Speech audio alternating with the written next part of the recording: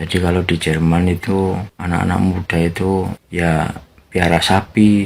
Nanti kalau sudah selesai sore itu langsung ganti baju pergi ke disko-disko gitu ya, jangan di Prabowo kena sindir, petani Jerman ternyata malah lagi demo, bukan disko. Jadi gini, lagi-lagi Capres Prabowo Subianto jadi sorotan dan kena sindir netizen nih soal pernyataannya di acara dialog Capres bersama Kadin 12 Januari lalu. Pas acara itu sih, Prabowo bahas soal banyaknya anak muda Indonesia yang males jadi petani. Makanya Prabowo pengen petani kita tuh kayak petani Jerman yang hidupnya sejahtera. Mulai dari punya rumah besar, mobil bagus, pagi hari pergi ke ladang, malam harinya disko. Ya emang sih dilansir International Trade Administration, tahun 2021 aja Jerman tuh jadi importir dan eksportir produk pertanian terbesar ketiga di dunia loh. Tapi bentar-bentar, momen buat ngomongin petani Jerman kalau malam hari ke disko kayaknya kurang tepat nih saat ini. Masalahnya Pak Prabowo ngomong itu kan tanggal 12 Januari. Tapi ternyata petani Jerman tuh udah sejak 8 Januari malah lagi demo besar-besaran loh. Makanya nih hal ini yang nyebabin Prabowo jadi bahan sindiran. Loh, bukannya petani Jerman disko ya? Kok malah demo sih? Ya dilansir dari RFI.fr sih, demo petani Jerman ini tuh menentang rencana pemotongan subsidi dan keringanan pajak buat kendaraan diesel dan pertanian. Nah, pemotongan itu bisa nyebabin hilangnya subsidi sebesar 10-15%. Yang makin bikin heboh, demo petani Jerman ini sampai bawa traktor dan kumpul di Berlin loh buat protes nuntut peninjauan kembali rencana pajak itu. Kok momennya bisa pas gini ya? Kita harus bikin petani makmur. Jadi anaknya petani mau jadi petani. Seperti di Jerman di mana-mana. Dia kerja di ladang sore, dia naik mobil, dia ke disko malam-malam.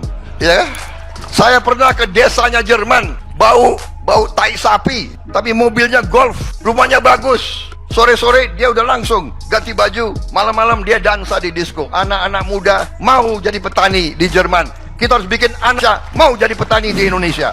Yakin nih kalimat ini keluar dari mulut seorang calon pemimpin Indonesia. Pak Prabowo inginkan petani Indonesia seperti di Jerman, yang paginya bertani, malamnya pergi ke diskotik. Aduh, Bapak ini memang selangganannya blunder ya. Bapak itu calon presiden loh. Masa kasih statementnya gini amat sih Pak? Yang nalar-nalar aja dong Pak. Secara kultur aja nih ya Pak, udah berbeda jauh antara Indonesia dan Jerman, antara Asia dan Barat. Pak, kalau mau janji itu ya mbok yang nalar dikit gitu loh. Di Indonesia itu petani sangat banyak Pak. Coba deh kalau Bapak mau belusukan kemana-mana nih ya, itu pun kalau Bapak bisa ya. Terus Bapak mau mengajari mereka semua untuk ke diskotik gitu. Wah didau Pak. Bisa-bisa kacau Pak negara ini kalau kayak gitu. Jangan samakan kita dengan kehidupan Bapak yang bergelimang harta dan beranggapan kalau pergi ke diskotik itu suatu hal yang lumrah. Kita rakyat yang di bawah nih Pak. Nih kalau Bapak mau tahu nih ya, mending kita tuh kumpul bersama keluarga, makan-makan bersama ya walaupun sederhana. Itu sudah cukup Pak bagi kami. Kalaupun ada uang berlebih nih,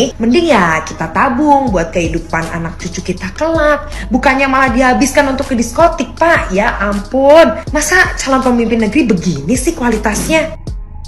Kaget gua liatnya, serius itu teh. Ya Allah, seumpamanya serius gini teh, Pak Prabowo, budaya orang Indonesia itu ya selalu adab, sopan, santun, akhlak itu dipakai semua Pak Prabowo ya. Karena apa? Indonesia itu nggak cocok dengan budaya Barat Pak Prabowo. Yang diutamakan itu, dikedepankan itu adalah akhlak. Karena Pancasila berdasarkan Pancasila ketuhanan yang Maha Esa. Ya kalau seumpamanya seandainya Pak Prabowo benar bicara seperti itu, mau petani-petani anak muda Indonesia pagi siangnya di kebun, di sawah, di mana, malam-malam pergi ke clubbing mau joget. Tahu nggak tempat itu seperti apa para Prabowo? Yang namanya diskotik, klub malam itu identik dengan kejahatan, narkoba, miras. Tuh, itu udah jadi rahasia umum Pak. Yang namanya tempat hiburan begitu. Karena apa? Saya adalah pelaku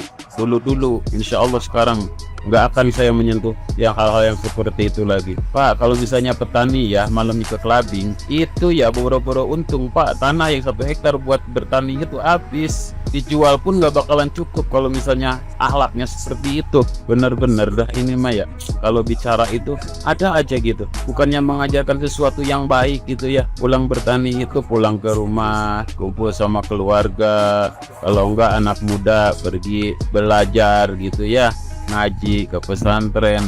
kalau enggak pertemuan-pertemuan yang lebih berguna gitu ya buat masa depan dia. Nah, ini malah ke clubbing. Apa mungkin Pak Prabowo kali mau ada gagasan atau ide yang baru lagi, bikin diskotik khusus buat para petani yang nanti di dalamnya bukan miras, Pak. Miras tuh banyak ya. Saya tahu salah satunya misalnya minumannya itu seperti bir yang paling rendah ya. Ininya kadar alkoholnya. Itu ada cocktail, red wine, white wine, rose wine, banyak Pak. Bukan itu minuman-minuman yang biasa aja, itu semuanya mengandung alkohol di tempat seperti itu. Lah besoknya setelah pulang tuh pagi, bukannya aku bertani itu Pak, molor, teler, ada-ada aja ya. Saya heran kadang-kadang sama para kiai, para ustadz gitu ya, yang mendukung ucapannya orang yang seperti begini ya. Apa yang mau dilihat gitu, aneh saya Pak. Mayoritas penduduk Indonesia itu adalah umat beragama Islam Pak, Muslim, yang dimana akhlak yang baik itu yang harus dipakai, bukannya diajarin seperti itu. Begitu Pak. Apa Bapak mungkin mau buka diskotik kali ya, yang dalamnya isinya minumannya bajigur, terus bandrek, ubi rebus, singkong rebus, walaupun nanti saat kadang-kadang ada buah jagung gitu. Cobalah Bapak berpikirnya yang pantesan begitu gitu ya. Jangan ngambil contohnya yang seperti itu buat kiai-kiai pesantren-pesantren yang mau mendengar yang mendukung dan mendengar omongan yang seperti ini tapi masih tetap mendukung. Heran saya, kalian itu lihat apanya sih Pak? Ada mah orang memberatas Pak yang seperti itu, kayak semacam alkohol, miras, narkoba. Dan kalau tempat hiburan seperti itu ya identik dengan itu Pak, harusnya diberantas. Salah satunya bukti Pak Anies adalah menutup tempat hiburan yang ada di Jakarta itu yang besar. Apa namanya itu? Alexis ya. Saya tahu itu dalamnya seperti apa Pak. Lah ini petani diajarin ke klub. Gimana? Coba berpikir ya. Jangan mengeluarkan statement-statement yang enggak tapi anehnya pendukungnya gitu tepuk tangan. Heran saya. Apanya yang bagus gitu ya dengan omongan seperti itu. Bener-bener guys. Ya, salam waras ya. Mana anak muda mau jadi petani, orang lahannya udah dijual buat masuk, ya lu tau lah ke institusi apa. Ini Pak Prabowo, saya berbicara sebagai anak yang pernah tinggal selama 6 bulan di keluarga petani di Jerman. Pendapatannya petani itu 50% itu disubsidi oleh negara. Subsidinya itu banyak banget, tapi gue sebutin 3 aja lah ya. Program pertama namanya Agrardieselvergütung. Dia petani-petani itu punya hak buat bayar pajak lebih sedikit untuk setiap diesel atau bensin yang dipakai untuk traktornya. Nomor 2, Förderung des Ökolandsbau. Bahasa Indonesianya itu adalah dukungan untuk lahan yang ekologis. Dukungan atau subsidi ini macam-macam tergantung sama jenis lahannya. Bagi jadi 4, yaitu adalah lahan garapan biasa, padang rumput, hortikultura, sama tanaman budaya. Sekitar segini euro per hektar, tergantung jenis lahannya yang tadi gue bilang. Yang ketiga adalah dukungan pendapatan untuk petani-petani muda. Preminya sekitar 134 euro per hektar tanah yang dia punya, yang dia garap. Maksimal tuh 120 hektar. Dan masih banyak yang lain-lain kayak dukungan investasi ataupun pembayaran langsung dari European Union. Ini nanti gue bahas lain kali lah, ntar jadi membosankan. Ini gue juga setuju sama Pak Anies yang harus bisa menjelaskan dalam waktu 2 menit. Gampang orang tuh ngomong panjang daripada orang tuh ngomong pendek. Dengan substansi yang sama, dengan ide yang sama sampai ke masyarakat. Sebagai bisnismen atau sebagai orang yang pernah duduk di eksekutif atau kementerian harusnya tahu lah. Kita aja anak-anak SMA atau lulus kuliah juga tahu. Beliau cerita tentang petani-petani pedesaan yang ada di Jerman. Jadi kalau di Jerman itu anak-anak muda itu ya piara sapi. Nanti kalau sudah selesai sore itu langsung ganti baju pergi ke disko-disko gitu ya. Jangan disamakan lah Pak. Itu kebiasaan yang di sana itu mungkin non muslim Pak. Ya kalau di Indonesia dibikin kayak gitu ya habis Pak. Itu tidak biasa dilakukan oleh kami orang muslim Pak ya. Ya kalau rumah sapi, rumah sapi aja, tani aja. Kalau malamnya pergi ke diskotik nyanyi ya habis kejual rumahnya Pak, nggak seimbang, nggak balance. Itu mungkin anak-anak pengusaha sapi Pak mungkin. Ya ngapunten Pak, kebiasaan Eropa jangan dibawa ke Indonesia Pak, nggak masuk Pak. Nggak masuknya karena apa? Sangat bertentangan dengan akidah kita. Nah, karena di ajaran Islam tidak mengajarkan seperti itu. Petani aja. Kalau kita malam sore ya ke musola, ke masjid Pak, tahlil, yasinan itu Pak, bukan ke dansa disku itu ya. Nah, tolong jangan disamakan kebiasaan budaya Eropa dengan budaya di Indonesia ya. semoga masyarakat kaum bawah, kalau orang-orang petani paham misi beliau dengan misi kita itu beda. Petani ya petani, memang kita orang kampung petani, tapi ya tidak kita biasakan anak-anak kita, saudara-saudara kita masuk ke disku-disku, tidak kita biasakan ya. Semoga bermanfaat. Saya tidak akan memilih orang yang suka budaya Eropa dibawa ke Indonesia, ya kan yang asli orang Indonesia aja sudah. Habis dari rumput untuk makan ternak, tani, di ladang rumah sapi, ya sudah. Malamnya kalau nggak ke musola ya ke masjid ya. Ngapunten mak, saya tidak milih panjenengannya. Salam marah, salam mati. Assalamualaikum warahmatullahi wabarakatuh. Pertama saya ucapkan terima kasih buat Pak Prabowo karena mengangkat topik ini tentang pertanian di Indonesia. Yang dikatakan Pak Prabowo 100% benar, anak muda sekarang tuh jarang yang menjadi petani. Kita bahas yang tidak untungnya ya. Petani itu kebanyakan miskin Pak, benar itu. Yang kaya itu yang punya sawah, jadi mereka menyewakan. Hitunglah petani ini belum sewanya, belum tanamannya, belum pengelolaannya, belum SDM-nya. Banyak banget pengeluarannya dan ada faktor alamnya. Tahun 2023 itu panas terus, nggak pernah hujan. Itu bikin tanaman dehidrasi. Bisa panen ya bisa, ada yang bisa, yang gagal. Cuman tidak berkualitas. Terus siapa yang disalahkan? Mohon maaf banget tapi ini kurangnya dari Kementerian Pertanian sampai sekarang. Ini yang di Thailand ya guys tuh, irigasinya itu loh dek. Petani itu bisa menginstal ini. Dan mereka punya drone untuk memantau tanamannya mereka. Cuanggih Thailand. Nah petani Indonesia, uang dari mana? Kalau nggak dapat bantuan dari pemerintah gitu loh. Kita tidak terprovide itu gitu loh. Jadi ya pemerintahan Menteri Pertanian ya ndelok, oh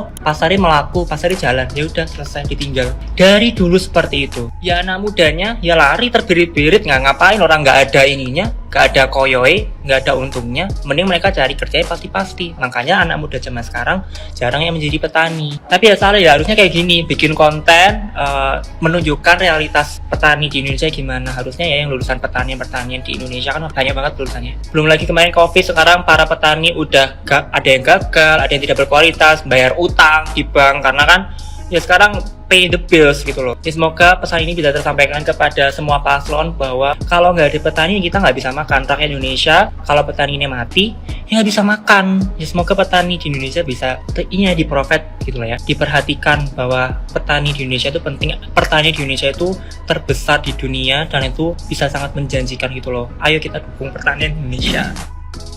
Karena bener emang faktanya anak-anak muda ya termasuk generasi aku sendiri itu jarang yang menjadi petani, bahkan aku pun enggak sebenarnya. Tapi keluargaku memang berasal dari petani. Kakek dan nenekku memang punya lahan yang cukup luas, tapi itu hanya cukup untuk konsumsi pribadi aja. Kalaupun dijual memang tidak seberapa. Jadi kayak harga ibarat itu kayak harga modal dan harga jualnya lagi tuh sangat jauh sekali. Jadi ibaratkan itu kayak perawatan dan modal pupuk dan lain-lain tuh lebih besar daripada harga jualnya. Kadang aku berpikir, kenapa ya orang-orang luar negeri itu pada sukses-sukses? Kenapa ya Indonesia ini masih ambil produk-produk seperti ya bawang, terus sayuran-sayuran itu dari luar negeri? Contohnya sering lah ekspor bawang tuh dari Thailand, Cina, padi juga dari Thailand gitu kan. Kayak kenapa di Indonesia tidak semaju itu? Aku setuju sih sama statement dari kakaknya, ini sangat masuk akal sekali. Dan sebenarnya sih kalau misalkan ada rezeki dan kesempatan, aku pun pengen untuk mensupport sih, lebih tepatnya itu untuk mensupport kayak lahan-lahan yang terbengkalai itu menjadi sebuah mata pencaharian yang benar-benar tidak putus. Ya maksudnya selain dari kuliah pertanian, terus selain dari belajar tentang tanaman hidroponik dan lain-lain, tetap kan maksudnya itu faktanya di Indonesia itu emang tidak semaju itu. Tapi dengan program seperti ini kan benar-benar sangat membantu dan memecahkan masalah kan. Artinya memberi solusi kan, maksudnya kenapa petani-petani di Indonesia ini tidak semaju petani-petani lain seperti di China dan lain-lain. Jadi kalau ada emang program yang benar-benar mensupport para petani untuk lebih produktif lagi, kemudian harga jualnya tinggi, kemudian bisa ekspor ke luar negeri, itu luar biasa bagus banget sih. Bakal meningkatkan stabilitas ekonomi yang ada di Indonesia. Dan kalau ada peluang jadi petani serta lahan yang ya bisa dikelola nantinya ya oleh aku, kalau aku udah punya ilmunya ya aku pengen sih serius, karena stok pangan itu sangat-sangat penting banget loh. Apalagi kalau hasilnya itu bisa kita ekspor ke luar negeri, apalagi untuk negeri-negeri yang enggak tropis ya, maksudnya enggak semua sayuran atau buah-buahan tuh ada. Keren sih. Kalau menurutmu gimana? Coba komen.